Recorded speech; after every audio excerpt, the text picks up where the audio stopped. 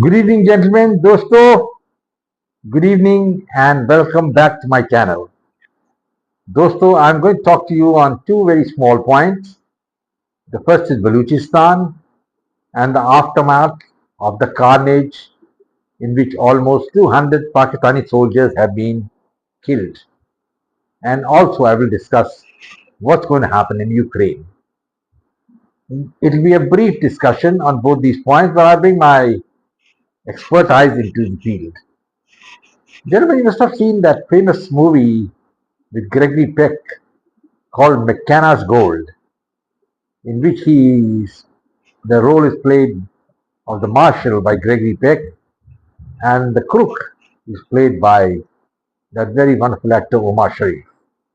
It's a wonderful picture. I think you like it.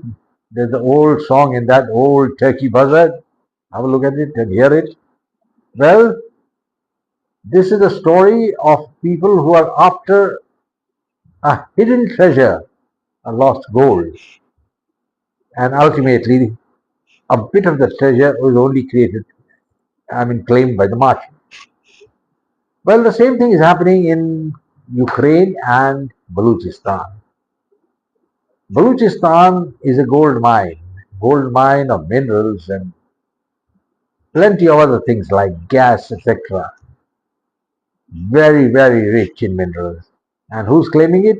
Pakistan, and distributing it to the people in Punjab and other places, while the Baluch gets nothing.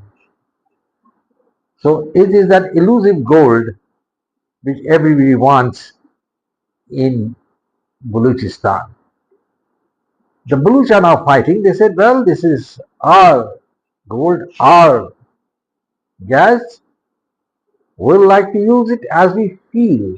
In any case, you are invaders, because it is a known fact that Muhammad Ali Jinnah, who at one time was representing the state of Kalat, is the man who ordered the invasion of Kalat after he became the Governor General. So he betrayed them. He betrayed the trust with these countries, these states had in Muhammad Ali Jinnah. And also it's a known fact that the state of Kalat had acceded to India, but by then, before Nehru could react, in any case, he's not going to react at all. He's one of those persons who just wastes his time. And the Pakistan army had occupied the place. So that's 47, 48. Now to 2025, the Pakistan army is behaving like an occupation force there, taking all the gold, the minerals, everything away from there, and giving the Baluchis nothing. That is the essence of the battle, the essence of the war which is going on there. Who's going to win? We'll wait and see. As I said in my earlier video, it's not going to be easy to defeat the Pakistan army, but things are changing. I think there are about 5 provinces now in Baloochistan where the writ of the Pakistan army doesn't run. And that's a very dangerous position at the moment for the Pakistan army. And now they have lost almost 200 soldiers, a big blow. But as usual, the Pakistan army goes and says, we lost 33 soldiers, I think, or 23 soldiers, and 33 terrorists were killed. I think over 33 terrorists, of course, were killed, but the terrorists who had held almost 200 army jawans, soldiers, and members of the FSI and the paramilitary forces and hostage, all of them were killed. But the Pakistan army is saying that only 23 were killed, and that's a big lie. This lie, they probably believe in that old story of Dr. Goebbels, that a lie repeated 100 times becomes a truth.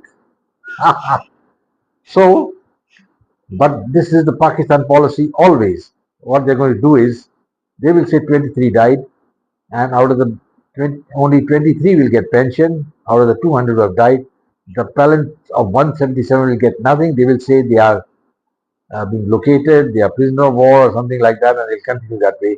So the Pakistan army will wash their hands of paying pension to 177 people. They did the same thing in the Kargil war. It's a very, very nefarious thing, and sooner the Pakistan soldiery realizes what the army is doing, I think better for them.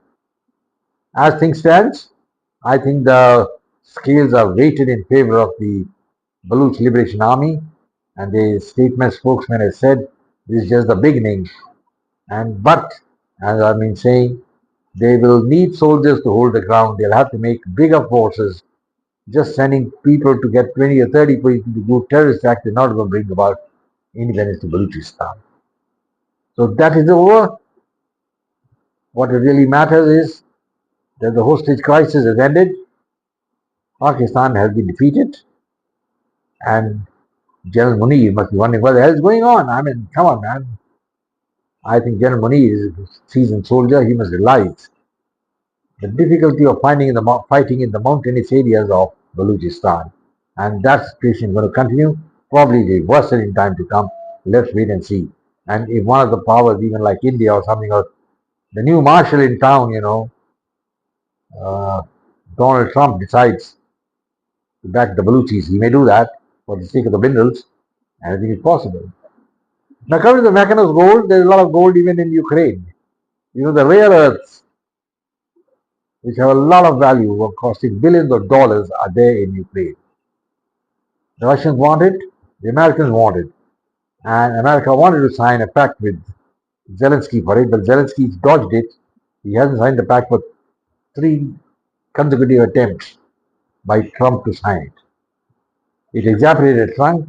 He stopped, or rather paused, the intelligence and weaponry and ammunition for a couple of days to Ukraine. The result was disastrous. The Ukraine army was being thrown back from everywhere, even in the Kursk region, and the Russians were opposing Odisha. I think there was a telephone call, a personal plea, rather, a plea with folded hands by the British Prime Minister to Donald Trump. Trump, sir, please help, please help, please help, because Britain, though signing a 100-year pact with Ukraine, which is a lot of bull. I don't know how we could sign such a stupid pact when they can't even honor a pact with Ukraine for 2 years. And if the Americans are not there, the British will be just running around like cats here and there, and all their soldiers will be captured and shot dead. And that's a very sad thing I should comment. But as a military historian, I can tell you the British Army is 80,000 and just not capable of fighting in Ukraine on their own. And many of the European powers like Poland, Italy are not going to put boots on the ground. The only man who talked about boots on the ground when he was with Donald Trump was Stammer, the British Prime Minister. I couldn't understand what this is a game. I mean, he's still thinking that he's got India under his thumb, the old days of the British Empire. It's all over. I think he better realize it. And the sooner he realizes, the better for him. Now, coming down to France, I think the French have realized the predicament. And in any case, they're not very close even earlier with the Americans. Though our good friend, the President of France, a good friend of India. But that's about the limit. I don't think India is going to back the British and the French on Ukraine. So the gold mine in Ukraine, I don't know who's going to get it, like Mackinac gold. I'll wait and see. As it stands, I understand that there is a ceasefire being negotiated. And Zelensky's come online. He's reined in like a horse. And he has agreed for a ceasefire. So the Americans have done it. But the Russians haven't yet agreed. I think the Russians know the weakness of the Ukrainian army and they are pressing ahead, trying to capture as much territory as possible. I don't know what's in the mind of Vladimir Putin, and Donald Trump shouldn't take him too lightly. But of course, one thing is very clear. Donald Trump in a statement has said that negotiating with Ukraine more difficult than negotiating with the Russians. And that just shows his assessment of the situation. He's realized that war was thrust on the Russians and the British Prime Minister, I think, and the French President jumping with joy when the Ukrainian war started. I think now sitting so quietly like little mice in the den. So, gentlemen, I think I'll close now. I've given you an idea of what's happening. There's plenty of gold in both Baloochistan and Ukraine. We'll have to see what happens. Pakistan is going to have a very tough time in Ukraine, and if India can play its cards well, including Afghanistan, I think the Pakistan army can be defeated. And once the Pakistan army is defeated, they may be having the numbers. I told you earlier, they got a corps and 4 divisions there. One full corps in Quetta. But that corps is going to evaporate. You need morale, and the morale of the Pakistan army is pretty low now. with almost 200 soldiers being killed just for nothing, for nuts. So it's a terrible situation. And the Pakistan Prime Minister General Munir, the Chief of Staff of the Pakistan Army, have to think what should be done.